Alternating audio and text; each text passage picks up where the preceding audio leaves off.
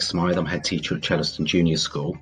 Together with my senior colleagues, we've put together a short video for you to explain our recovery curriculum, which is all about ensuring that the children return to school in the autumn term in the best way possible. We recognise that children and families will have experienced different things during the lockdown and will have been affected in many different ways. And taking this into account alongside government guidance, we've designed our plan around the research of Barry and Matthew Carpenter. If you want to know more about their research into the recovery curriculum, a Google search for recovery curriculum will find this for you. There are 5 levers to our recovery curriculum, as you can see on the screen: re-establishing relationships, sharing experiences, rebuilding learning skills and attitudes, filling curriculum learning gaps, and restoring self-confidence. In the work that we've been doing during the planning process, we've worked out that these appear to be somewhat sequential. For example, we're not going to be able to restore self-confidence until we fill some of those learning gaps and give children an opportunity to share their experiences during lockdown. I'm going to take you through the first step, which is re-establishing relationships, and then I'll hand over to my colleagues, Miss Ballington, Mrs. Price, Mr. Beeston and Mrs. Stevenson to take you through the rest of our recovery curriculum plan. Establishing relationships is crucial to rebuilding pupils' confidence in school. In an ideal world, we'll be able to do this in a normal school environment. Unfortunately, normal will take some time to achieve. I'm now going to describe to you what the start and end of the school day will look like for children in the autumn term. We've worked with Chellaston Infant School and Homefields Primary School to put together a plan that is as consistent as we can across those 3 schools. Obviously, the reason for the consistency across the infant school and the junior school is a sibling arrangement. So one of the things we've done is try to make our plans fit in around siblings that we have of children at the infant school, as well as siblings within Chellaston Junior School. As you'll imagine, it's a very complex task. From Monday the 7th of September to Thursday the 10th of September, children will be split into 2 groups, and you will have received the name of your child's group on the letter that we've sent home to you, Group 1 or Group 2. Each of the groups will have a 2-hour slot in the morning or the afternoon for those 4 days. We've deliberately not mixed the mornings and afternoons so that it's more convenient for parents. We do understand that there's a knock-on effect for parents who insist that they feel that their child should be able to just return to school full-time from the first day. Obviously, our research and from what we know of the children and the impacts of the lockdown, we know that that would be an unwise thing for us to do. To have 509 children coming through that gate on the first day and for us to organise them and to manage their anxieties would not be a sensible thing for us to be doing. So for the first 4 days, we have the 2 groups. From the Friday, so Friday the 11th of September, we're going to have the whole class in together. And that enables us to have a go at making lunchtime work, which is another very complex task if we're expected to keep children in bubbles. And we have 16 classes, but you can rest assured that we have plans in place for this, and we're going to make sure that the children are safe during that time too. The children's start and end times are staggered by year groups, as you'll see if you look at the table, and the same is true of the Friday.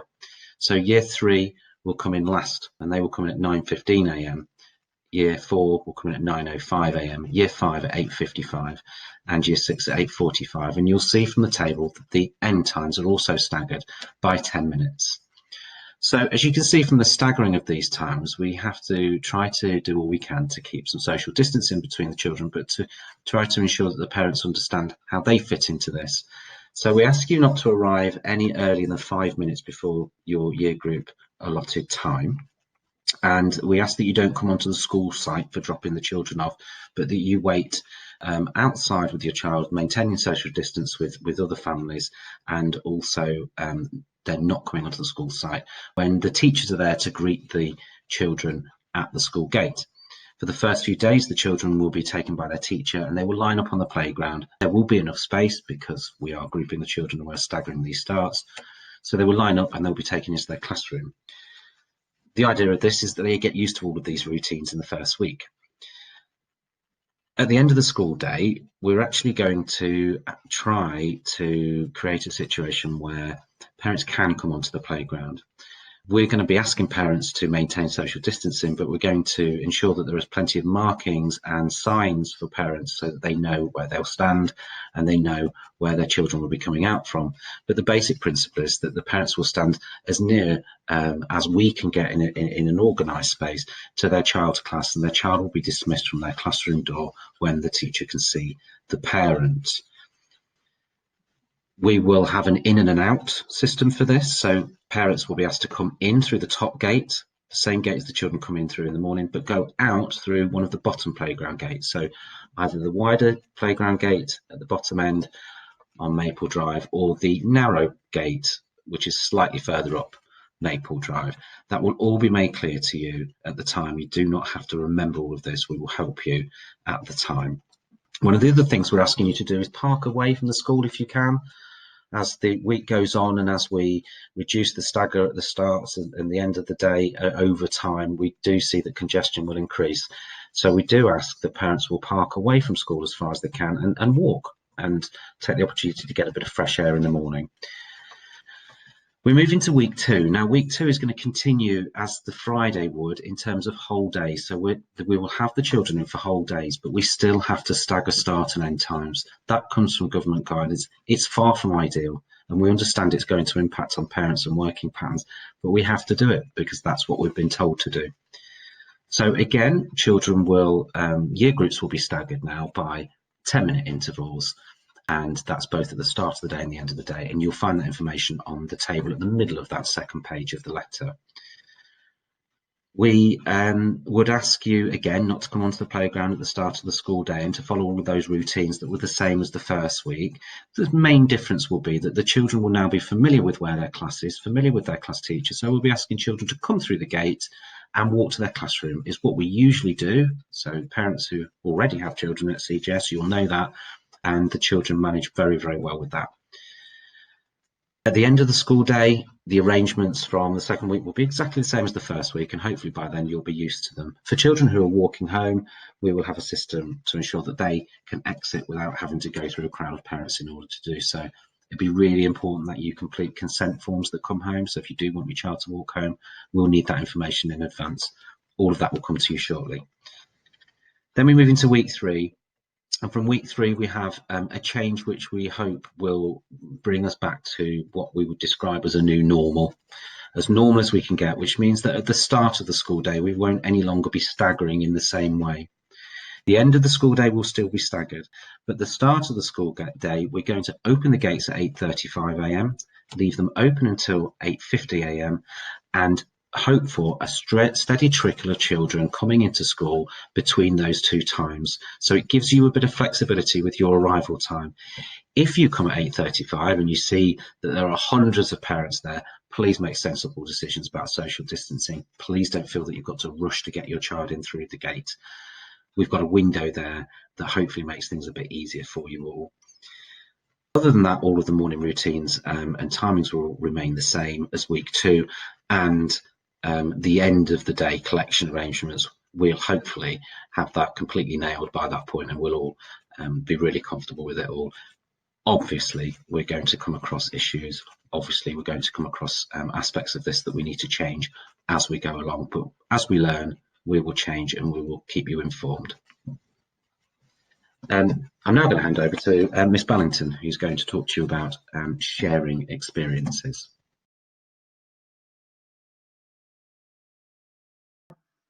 Once we've re-established those important relationships with the children, we feel that they'll be ready to share their experiences.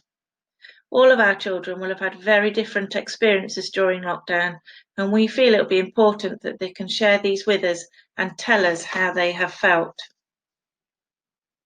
I am sure all children will have experienced happy times, but no doubt there have been struggles and times of uncertainty too. Sharing these experiences will help them see that they're not alone in their thoughts and feelings. Some children may be happy and comfortable to talk in front of their peers, and some of the ways in which the children can share their experiences will be through storytelling and writing experiences. We will give the children opportunities to share their feelings through art and pictures, whilst others may prefer to use mood boards or drama. Our aim is for all the children to recognise that all emotions they have felt have been normal and shared by others. For those children who are not ready to share their experiences in front of others, they can talk to staff on a one-to-one basis. They might like to use a something to say note, where they let us know they want to talk on a piece of paper and drop it in their something to say box, which will be in each classroom and checked and responded to regularly. I will now hand over to Mr. Beeston to talk about the next piece of the jigsaw.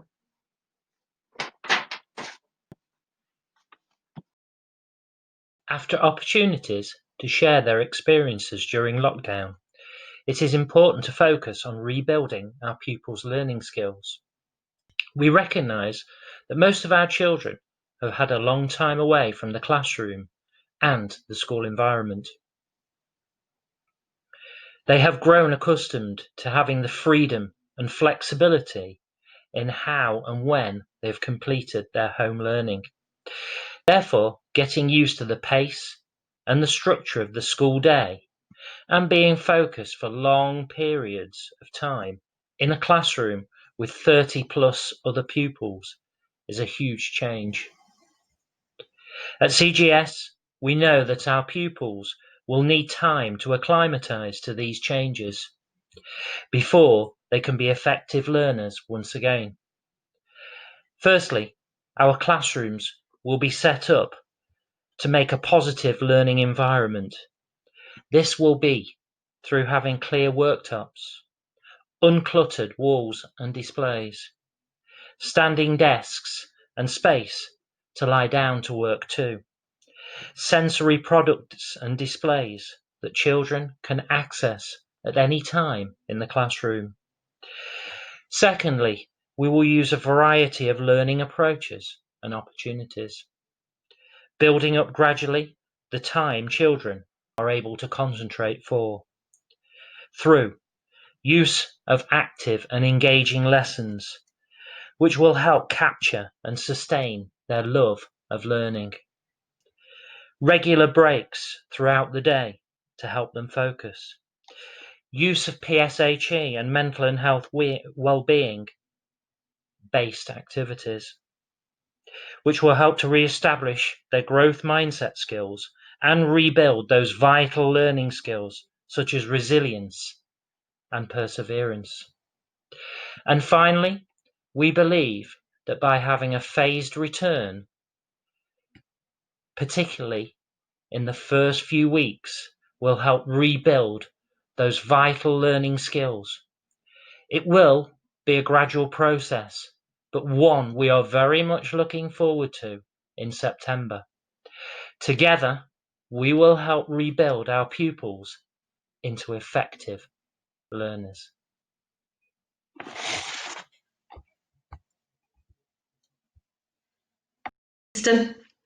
Once we've settled back into school routine, we'll start to be able to introduce some more subject-specific learning.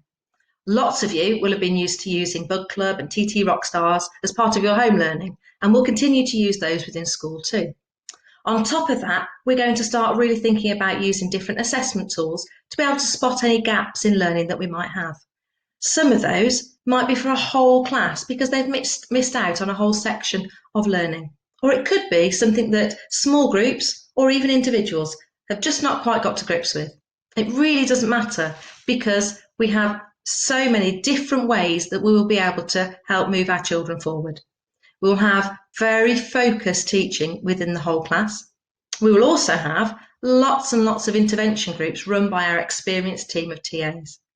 Those intervention groups will be part of catch-up programs, and they'll also focus on pre-teaching, making sure that a group of children have total confidence in their previous learning so that when they come to the lesson the next day, they're ready to build on what they already know. Everybody will be taking part in our daily practice. So daily reading, lots of different activities there, from listening to whole class reading books, having a story read as a whole school assembly, focused reading to look at a particular skill. And also our maths daily practice, things like strawberry jam and lemon curd, where we get to practice our times tables and extended number facts. Obviously, the curriculum is not just about English and maths, and at CJS we've worked really hard throughout the whole of lockdown to put together a new exciting curriculum. And we're going to kick that off with the whole school focus on geography, looking at exploring different parts of the world and seeing what else is out there. It's really important that we bring our learners to life and make sure that we're using those reading, writing and math skills across the whole curriculum so that we can really ensure everybody is totally confident and know what they're doing to move their learning forward. And confidence is the final piece of the jigsaw. So over to you, Mrs. Stevenson.